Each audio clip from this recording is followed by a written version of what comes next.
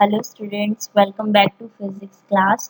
Students, हमने second year के अंदर जो हमारे पहले टॉपिक थे हमारे मैक्सवेल बोल्ट्जमैन डिस्ट्रीब्यूशन वाले बेसिक अप्रोच जो हमारे स्टैटिस्टिक्स के निकालने के लिए हैं, ठीक है, वो हमने कर लिया था।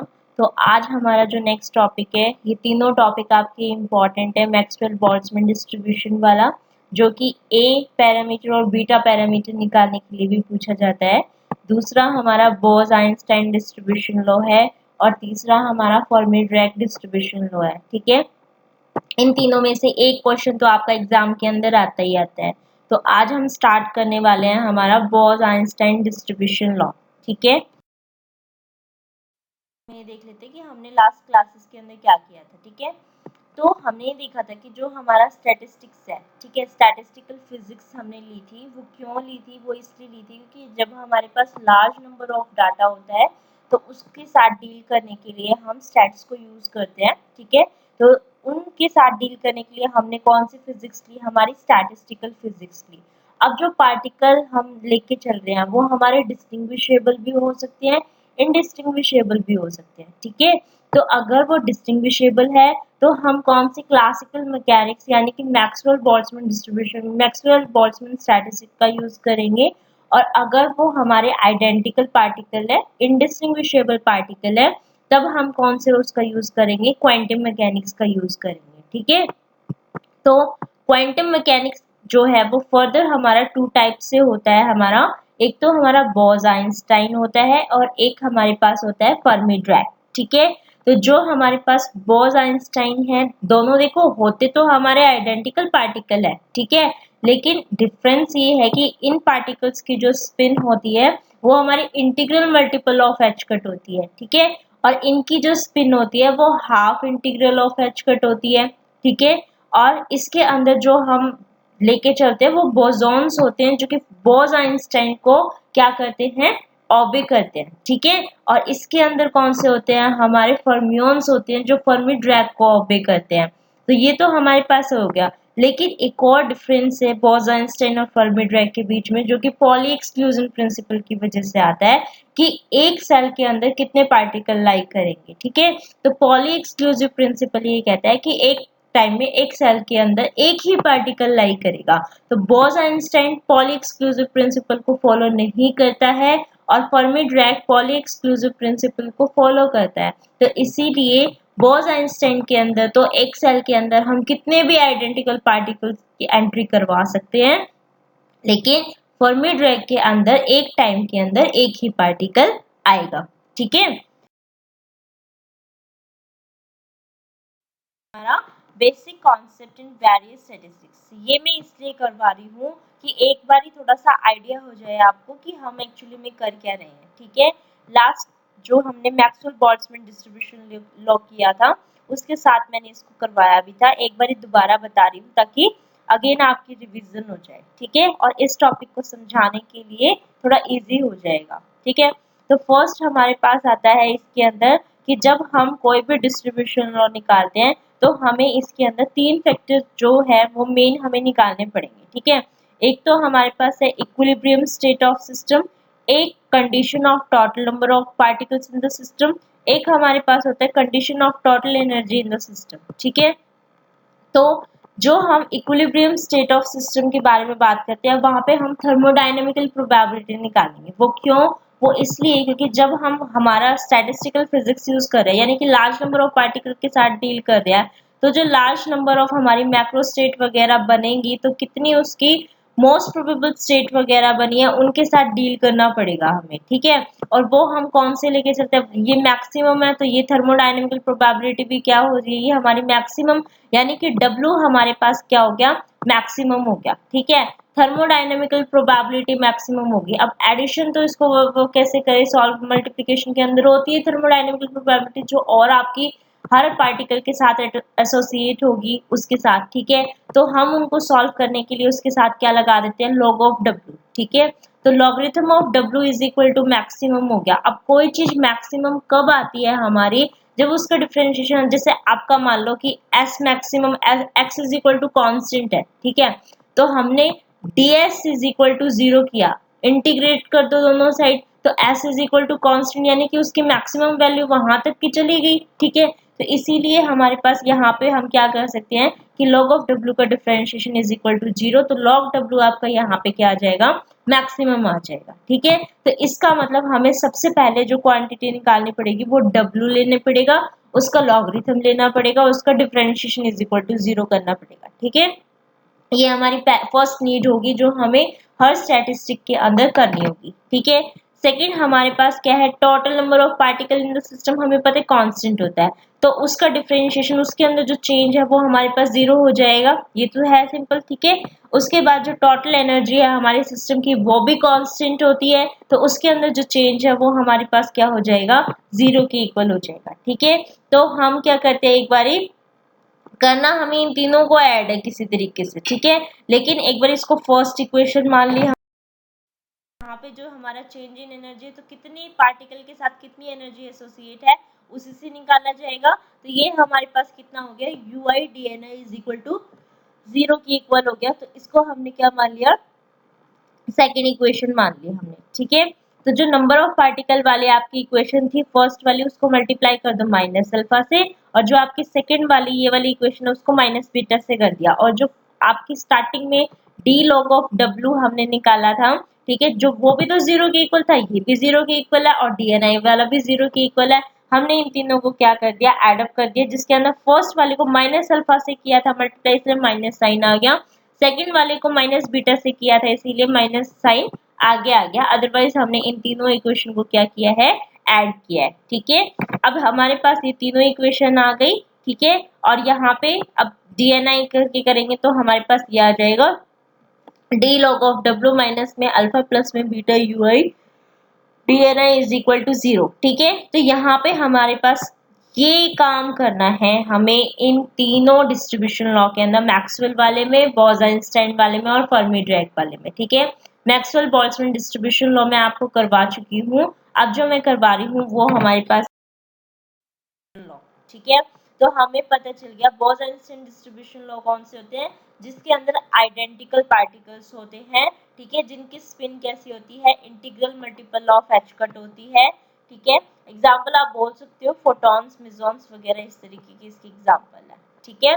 अब इसके अंदर हमें इसका पूरा डिस्ट्रीब्यूशन लॉ निकालने के लिए हमने क्या कंसिडर किया, हमने कंसिडर कर रखा है एक सिस्टम जिसके अंदर n पार्टिकल हैं, ठीक है, जिसको हमने k कंपार्टमेंट में डिवाइड कर दिया, और हर जो कंपार्टमेंट, हर जो सेल है हमारी, उसके अंदर हर सेल का साइज कितना हो गया, h का क्यूब हो गया, ठीक है। क्योंकि मैंने जब स्टार्टिंग में आपको क्लासिकल और क्वांटम फिजिक्स के बारे में डिफरेंसेस बताए थे, तभी बताया था कि क्वांटम के अंदर हर जो एलिमेंट्री सेल है उसका जो साइज है वो हमेशा हमारा क्या रहेगा, h के क्यूब के इक्वल, इससे कम कभी भी नहीं होगा उसका साइज, ठीक है।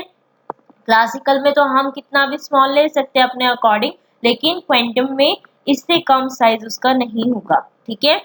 तो हमारे पास अब इतने नंबर ऑफ पार्टिकल है, हर सेल के अंदर जाके n1 n2 इतने हमारे पास नंबर ऑफ पार्टिकल हो जाएंगे हर सेल के कोरस्पॉन्डिंग, उनकी एनर्जी भी कितनी हो गई, u1 u2 uk, जो आपने ये एलिमेंट्री सेल्स वगैरह बताई थी उसके कोरस्पॉन्डिंग हम उसकी सेल्स बता सकते हैं, जो कि कितनी हो गई, G1 G2 Gk तक की हो गई, ठीक है। अब अगर ये कहता है इतनी सेल है तो ith कंपार्टमेंट अगर हम लेके चल रहे हैं, यानी ith वाला डिब्बा लेके चले, तो हमारे पास उसके अंदर कितनी होगी, ni पार्टिकल हो गई, और gi उसकी सेल हो गई, ठीक है।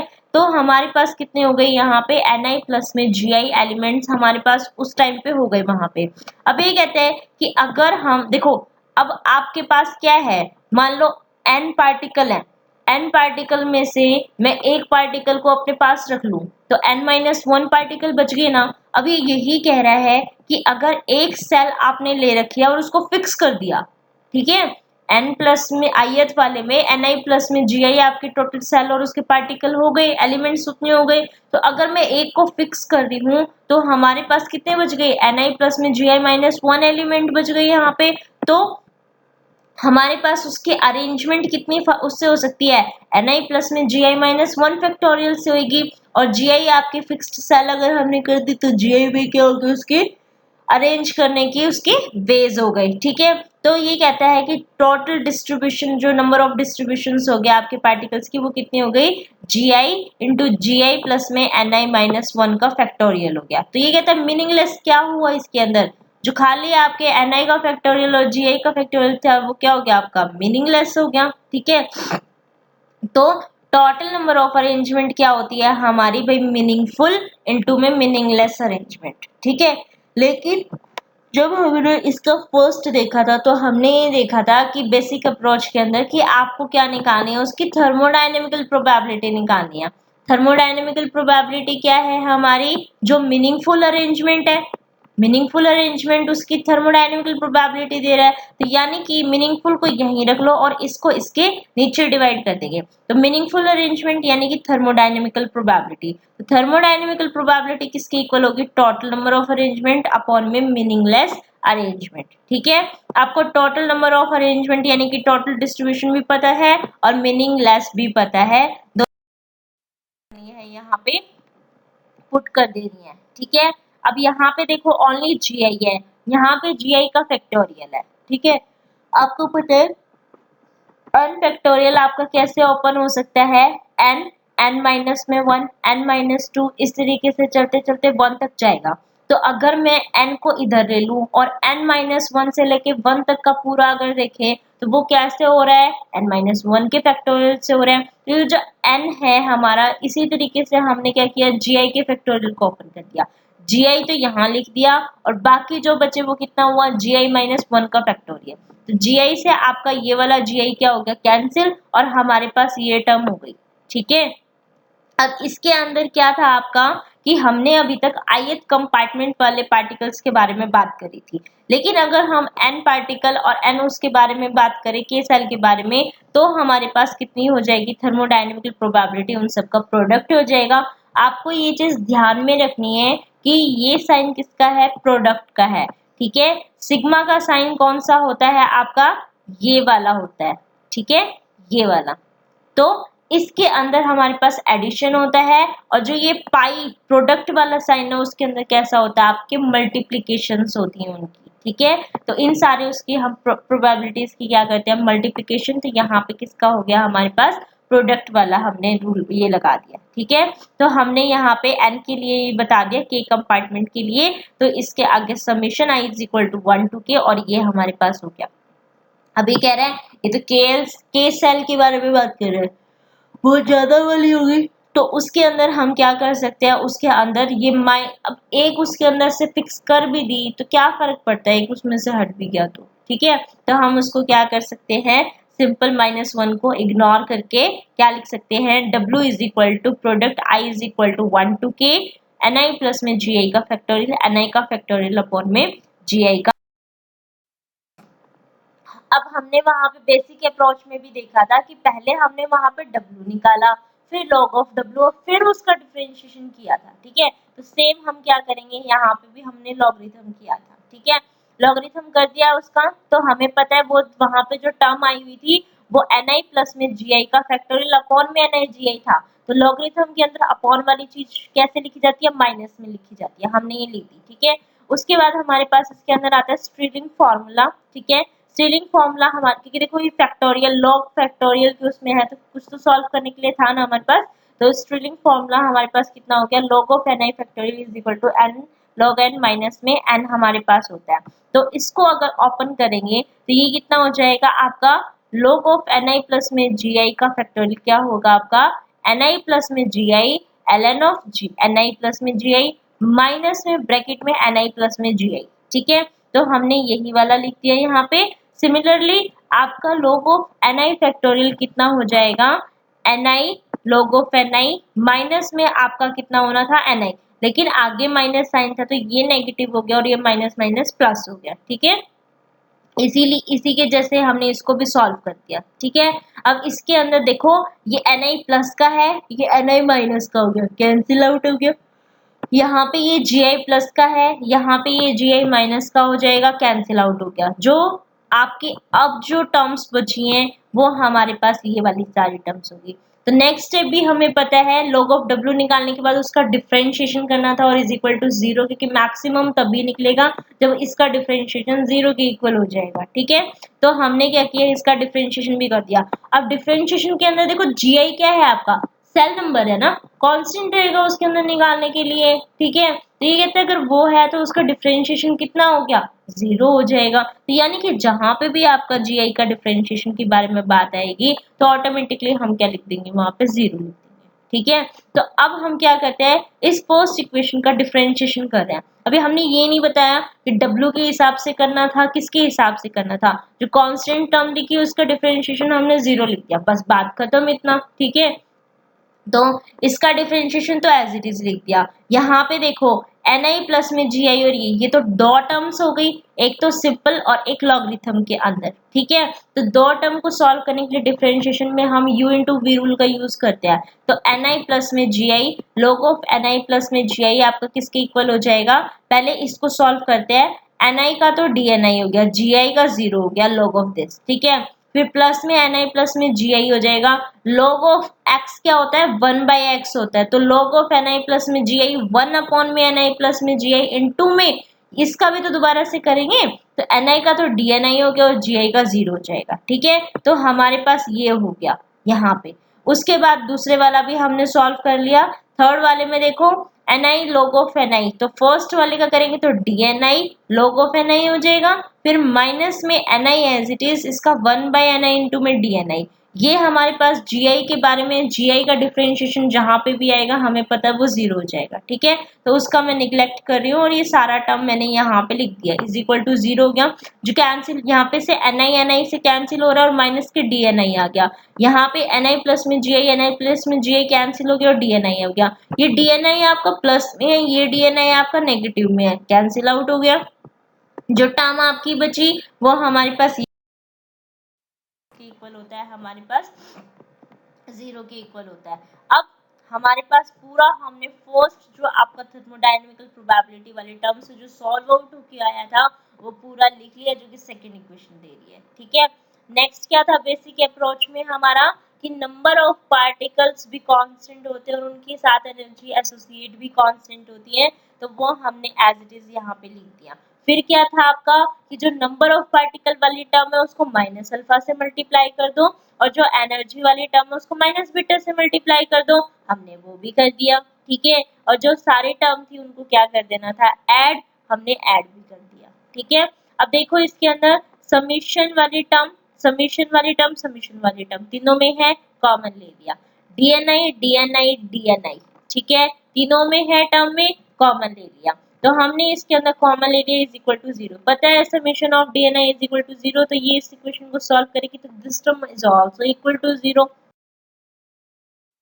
टर्म 0 के इक्वल हो गई। तो यहाँ से हमने क्या किया, इस वाले टर्म्स को तो इसके नीचे लेके चले गए जो लॉगरिथम की थी, और यहाँ से अल्फा और बीटा यूआई को उधर लेके चले गए, तो राइट हैंड साइड में तो पॉजिटिव हो गई। ठीक है, इसको लॉगरिथम को इसके लेके गई तो एक्सपोनेंशियल टर्म में हो गया। आपको पता है इन दोनों टर्म को हम सेपरेट करके भी लिख सकते हैं। ठीक है, तो वो कितना हो गया, e की पावर अल्फा e की पावर बीटा यूआई। ठीक है, मैक्सवेल बोल्ट्जमैन डिस्ट्रीब्यूशन लॉ में जब हमने इसके पैरामीटर्स निकाले थे ए और बीटा पैरामीटर, तो वहां से पता चल गया था हमें कि beta is equal to 1/kT है। ठीक है, और यहाँ से Ni प्लस में Gi अपॉन में Ni है, तो Ni अपॉन में Ni प्लस में Gi अपॉन में Ni, Ni अपॉन में Ni तो आपका 1 हो गया, Gi अपॉन में Ni आपका यहाँ पे हो गया और ये हो गया। इसको इधर लेके चलेंगे माइनस में, और नंबर ऑफ पार्टिकल्स बताने थे तो Ni को आपको इधर रखना है और बाकी सारी टर्म को उधर लेके चले जाना है। ठीक है, और ये हमें पता था, हमने इसकी वैल्यू को पुट कर दिया। अब ये कहते हैं एनर्जी आपकी आपको किस में निकालनी है, U और U प्लस डी इंटरवल में निकालनी है। तो पूरी एनर्जी का फॉर्मूला आपका कितना हो गया, सिर्फ ये जो ith के उसमें था वो आपको एनर्जी के उसमें लिखना है, तो ये कितना हो जाएगा, N of U du is equal to G of U du upon में e की पावर अल्फा e की power U by KT minus में 1। ठीक है, तो ये आपका क्या आ गया, यहाँ पे एनर्जी के लिए आ गया। ठीक है, तो ये हमारे पास क्या था, आपका बोल्ट्जमैन बोस-आइंस्टाइन डिस्ट्रीब्यूशन लॉ। ठीक है, ये पूरा का पूरा एक टॉपिक है जो एग्जाम में भी जरूर रहेगा। ठीक है, वीडियो। स्टूडेंट्स जिन्होंने भी चैनल सब्सक्राइब नहीं किया वो चैनल सब्सक्राइब कर दें ताकि नेक्स्ट वीडियो जब भी अपलोड करूँ तो आपको पता चल जाए। ठीक है, थैंक यू।